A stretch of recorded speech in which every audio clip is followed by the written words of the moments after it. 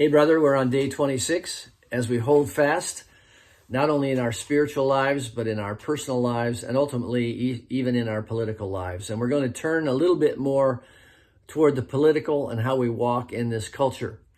So how long has it been since you read the First Amendment, this great fundamental freedom that we enjoy as Americans and even as Christians? It says this: Congress shall make no law respecting an establishment of religion, or the prohibiting of the free exercise thereof, or abridging the freedom of speech, or of the press, or of the right of the people peaceably to assemble and to petition the government for a redress of grievances.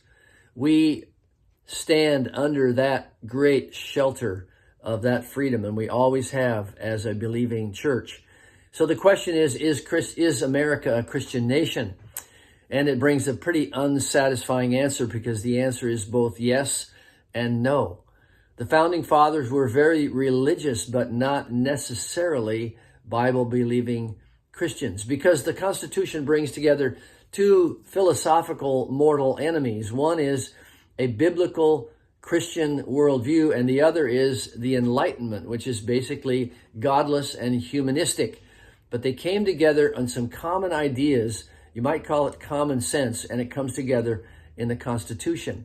So is America a Christian nation? Well, we lean towards saying yes, because Christian teaching was the primary religious influence at its founding. There was a biblical worldview. They believed in a moral universe. They believed that there was an afterlife and some kind of judgment that was going to come. They believed in the evil nature of humanity, and so they built guardrails around it. Secondly, the majority of the founders of America were generally in line with the truth of the Bible. They distrusted human nature. They believed that we needed law. They used the Old Testament as a basis for our courts and jurisprudence. Thirdly, Christianity at the time was the largest religion in the colonies and ultimately in the United States. And fourth, Christian beliefs provided the worldview for many of the cultural values of the early founders, like the sanctity of life and the centrality of marriage and the family. This is all based on the fact that the Bible is true, we believe, but they also saw that as a founding document. Well, also, though, we have to say that that United States is not a Christian nation, because there's no mention of God or Christianity in the Constitution. The majority of Americans today are not Bible-believing Christians, and Christian values are not the dominant perspective in our government, in our media, and obviously in our universities.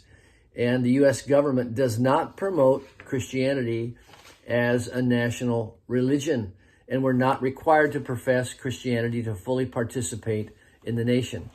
So we need to remember that we live in this dual world of yes and no, and we need to remember the words of Jesus in Matthew chapter 10, verse 16. He said, "Behold, I am sending you out as sheep in the midst of wolves, to be as wise as serpents and as innocent as doves." We're going to talk about that in future days. But how do we do that? Well, we do that with a personal sense of humility, but we also do it with a great deal of wisdom. We need to pray for wisdom to walk in this world. Is America a Christian nation? Well, yes and no, but you are a believer.